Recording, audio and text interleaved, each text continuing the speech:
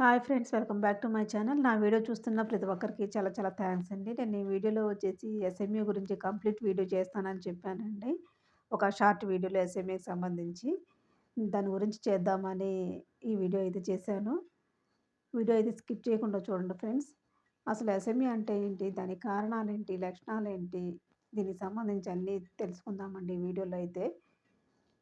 పుట్టిన తర్వాత నెలలు గడుస్తున్న కొద్దీ మెడ నిలపటం, బోర్లా పడటం, పాకటం, కూర్చోవటం, నిల్చోవటం, నడవటం ఇలా ఒక్కొక్కటిగా అలవడుతూ వస్తూ ఉంటాయండి. చిన్నారుల దృష్టితో చూస్తే ఒక్కొక్కటది ఒక్కొక్క ఘన విజయం అనమాట. బలం మొత్తం కూడదీసుకొని ఒక్కో పని నేర్చుకుంటారనమాట. ఇందుకు వెన్నుపాములోని నాడీ కణాలు కీలక పాత్ర అయితే పోషిస్తాయండి. వీటి నుంచి అందే సంకేతాల మీదనే కండరాల కదలికలైతే ఆధారపడి ఉంటాయన్నమాట. ఎస్ఎంఏ సమస్యతో పుట్టినటువంటి పిల్లల్లో ఇదే కొరవడతాయన్నమాట. మన దేశంలో ఏటా అంటే సంవత్సరానికి సుమారుగా 4,000 మంది శిశువులు ఈ సమస్యతో జన్మిస్తున్నారని గణాంకాలైతే చెప్తున్నాయండి. ఈ ప్రాబ్లమ్ వచ్చిందంటే ఒకప్పుడు ఆశలు వదులుకునేవాళ్ళు. కానీ ఇప్పుడు దీనికి చికిత్స అయితే ఉందండి. ఇది జన్యు చికిత్సలోనే ఒక అత్యద్భుత విజయంగా నిలుస్తోందండి. దీన్ని ముందే గుర్తించటం, ఆధునిక చికిత్స అందించటం వల్ల ఎంతోమంది పిల్లలు హాయిగా జీవించగలుగుతున్నారండి. కానీ ఈ జన్యు చికిత్స అత్యంత ఖరీదైనది కావటమే అడ్డంకిగా అయితే మారింది. ఏంటి ఈ సమస్య అయితే ముందు చూద్దామండి అసలు. స్పైనల్ మస్క్యులర్ అట్రోఫీ, దీన్ని షార్ట్ ఫామ్‌లో ఎస్ఎంఏ అంటారండి. ఈ ఎస్ఎంఏ అనేది కండరాల బలహీనతను మరింత తీవ్రతరం చేసే జన్యుపరమైనటువంటి పరిస్థితి అని ఒక అధ్యయనం అయితే పేర్కొందండి. ఇది వెన్నుపాములోని ప్రత్యేకమైన యాంటీరియల్ హార్న్ కణాల మీద తీవ్ర ప్రభావం అయితే చూపుతుందండి. కూర్చోవటం, నిల్చోవడం, పాకటం, నడవటం, మింగడం, శ్వాస తీసుకోవడం వంటి పనులకు సాయం చేసే కండరాలను ఈ యాంటీరియల్ హార్న్ కణాలు నియంత్రిస్తాయని ప్రముఖ న్యూరో సైన్సెస్ పీడియాట్రిక్ న్యూరాలజిస్ట్ చెప్తున్నారనమాట. ఇవి క్షీణించిన, మరణించిన కండరాలు క్రమంగా బలహీనం అవుతాయని అంటున్నారండి. ఇది జరిగితే పిల్లలు కూర్చోవటం, లేవటం, నడవటం కష్టమవుతుందని పేర్కొంటున్నారు. కొన్నిసార్లు శ్వాస తీసుకోవటం, ఆహారం మింగడం కష్టం కావచ్చని తెలియజేస్తున్నారు. వీరి తెలివితేటలు అందరిలా మామూలుగానే ఉన్నప్పటికిని కాళ్ళు, చేతులు భాగాల్లో కదలికలు దెబ్బతింటాయని అయితే చెప్తున్నారండి. కారణం ఏంటైతే చూద్దామండి దీనికి సంబంధించి. ఎస్ఎంఎన్1 అంటే సర్వైవల్ మోటార్ న్యూట్రాన్ 1 జన్యువులో లోపం కారణంగా ఎస్ఎంఈ తలెత్తుతుందటండి. వెన్నుపాములోని చలన నాడీ కణాలు సజీవంగా ఉండటానికి, సక్రమంగా పనిచేయటానికి ఎస్ఎంఎన్1 జన్యువులు తోడ్పడతాయని డాక్టర్లయితే చెప్తున్నారండి. శరీరంలోని వివిధ కండరాల కదలికలను నియంత్రించడంలో కీలక పాత్ర పోషించే ఎస్ఎంఎన్ ప్రోటీన్ దీని నుంచి పుట్టుకొస్తుందట. ఈ జన్యువు లోపిస్తే తగినంత ప్రోటీన్ ఉత్పత్తి కాదని పేర్కొంటున్నారండి. దీంతో చలన నాడీ కణాలు క్రమేణా దెబ్బతింటూ వస్తాయని తెలియజేస్తున్నారు. ఫలితంగా మెదడు, కండరాల మధ్య సంకేతాల ప్రసారం ఆగిపోతుందని వివరిస్తున్నారు. ఇది క్రమంగా కండరాల బలహీనతను చచ్చిపోవటానికి దారితీస్తుందని చెప్తున్నారండి. ఎసిమియా అనేది వయసుతో పాటు ముదురుతూ వచ్చే సమస్య అనమాట అండి. అంటే పిల్లలు పెద్దగా అవుతున్న కొద్దీ బలహీనమవుతూ వస్తారని చెప్పేసి చెప్తున్నారు.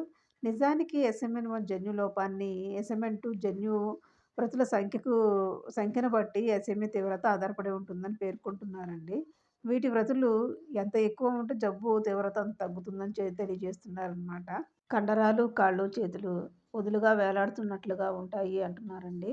అంతేకాదు మెడ సరిగ్గా నిలపలేకపోవడం, పక్కకు దొర్ల లేకపోవటం, బలహీనంగా ఏడవటం, పాలు సరిగ్గా తాగకపోవటం, శ్వాస తీసుకోవడంలో ఇబ్బంది పడటం కనిపిస్తుందని పేర్కొంటున్నారనమాట శిశువుల్లో. కాస్త పెద్ద పిల్లల్లో వచ్చేసి నిద్రపోయిన తర్వాత లేచి కూర్చోవడానికి చాలా ఇబ్బంది పడతారని నిపుణులైతే చెప్తున్నారండి. అలాగే కూర్చున్నప్పుడు ముందుకు వంగుతారని చెప్తున్నారు. దేనినైనా పట్టుకొని లేవటం, నడవటం కష్టంగా ఉంటుంది. అలాగే పెద్ద పిల్లల్లో చూద్దామండి. నడుస్తున్నప్పుడు పక్కలకు ఊగటం, నేల మీద నుంచి కూడా లేవటానికి కష్టపడటం, మెట్లు ఎక్కడానికి, దిగడానికి ఇబ్బంది పడటం, చేతులు వణకడం వంటి లక్షణాలైతే కనిపిస్తాయంటండి. బలంగా దగ్గలేకపోవటం, తరచూ ఛాతీ ఇన్ఫెక్షన్స్ రావటం, వీపు కండరాల బలహీనత మూలంగా పెద్ద పిల్లల్లో వెన్నెముక పక్కకి వంగటం వంటి లక్షణాలు ఉంటాయటండి. ఇది 4 రకాలండి ఎస్ఎంఏ అనేది. అది చూద్దాము. ఎస్ఎంఏ అప్పుడే పుట్టిన శిశువుల్లో దగ్గర నుంచి పెద్దవారి వరకు ఏ వయసు వరకైనా రావచ్చంటున్నారండి నిపుణులైతే. ఈ జబ్బు లక్షణాలు ఏ వయసులో మొదలయ్యాయి, దాని తీవ్రత ఎలా ఉన్నాయి ఆధారంగా ఎస్ఎంఏను 4 రకాలుగా వర్గీకరించారండి. ఒక అధ్యయనం అయితే పేర్కొందండి. దానిలో టైప్ 1 అయితే చూద్దామండి. ఇందులో కండరాల బలహీనత 3-4 నెలల వయసు నుంచి మొదలవుతుందనమాట.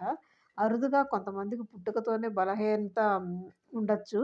ఈ పిల్లలు మెడ సరిగ్గా నిలపలేకపోవటం, అలాగే పాకడంలో ఇబ్బంది పడతారు. సరిగ్గా కూర్చోలేరు. తరచూ శ్వాస సంబంధ సమస్యలతో ఇబ్బంది పడుతూ ఉంటారు. సరైన చికిత్స అందకపోతే గనక ఇలాంటి పిల్లలు 2 సంవత్సరాల లోపే మరణించవచ్చు అంటున్నారండి నిపుణులైతే. శ్వాస తీసుకోవడానికి తోడ్పడే కండరాలు బలహీనంగా ఉండటమే ఈ పరిస్థితికి ప్రధాన కారణమని చెప్తున్నారండి. అలాగే టైప్ 2 కూడా చూద్దామండి. సాధారణంగా అంటే 18 నెలలు అంటే ఏడాదిన్నర వయసు వచ్చేసరికి కండరాల బలహీనత ప్రారంభమవుతుందనమాట. ఈ టైప్ 2 వాళ్ళకి. వీళ్ళు తమంత తాము కూర్చోగలరు కానీ సొంతంగా నడవలేరు. దేన్నైనా పట్టుకొని లేవడానికి కష్టపడతారు. వయసు పెరుగుతున్న కొద్దీ బలహీనత ఎక్కువవుతుంది అంటున్నారంటే నిపుణులైతే. 5-10 ఏళ్ళు వచ్చేసరికి కూర్చునే సామర్థ్యాన్ని కోల్పోతారని పేర్కొంటున్నారండి. అలాగే శ్వాస కండరాల బలహీనత, వెన్నుపాము లోపాల మూలంగా జీవనకాలం కూడా తగ్గుతుందని తెలియజేస్తున్నారండి ఈ టైప్ 2 వాళ్ళకైతే. అలాగే టైప్ 3లో ఎలా ఉంటుందో చూద్దామండి. ఇది 18 నెలల తర్వాత కనిపిస్తుందండి ఈ టైప్ 3 అయితే. ఈ పిల్లలు తమంతట తాము నడవగలరు కానీ కింద కూర్చొని లేవడానికి ఇబ్బంది పడతారు. మెట్లు ఎక్కడం, పరిగెత్తడం కష్టంగా ఉంటుందని నిపుణులైతే చెప్తున్నారండి. ఏళ్ళు గడిచే కొద్దీ నడిచే సామర్థ్యం కొరవడుతుందని చెప్పేసి అంటున్నారనమాట. ఈ టైప్ 3లో అయితే అండి. ఇంకొక టైప్ కూడా చూద్దామండి. ఇది టైప్ 4 అనమాట. ఈ టైప్ 4లో వచ్చేసి 18 సంవత్సరాల తర్వాత ఈ వ్యాధి అయితే అభివృద్ధి చెందుతుందండి. లక్షణాలు తేలికపాటి నుంచి మితమైన కాళ్ళ కండరాల బలహీనత, ఇతర లక్షణాలైతే కనిపిస్తాయన్నమాట.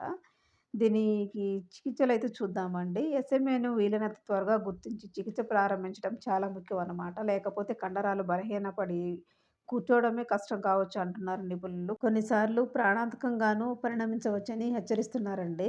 గతంలో ఎస్ఎంఏకు దన్నుగా నిలిచే చికిత్స తప్ప మరొకటి ఉండేది కాదని, ఇప్పుడు జబ్బును మార్చేయగల చికిత్సలు అందుబాటులోకి వచ్చాయని సూచిస్తున్నారనమాట. ఇదండి ఎస్ఎంఏకి సంబంధించి. మీకు ఈ వీడియో గనుక నచ్చితే తప్పకుండా లైక్ చేయండి. అలాగే షేర్ చేయండి.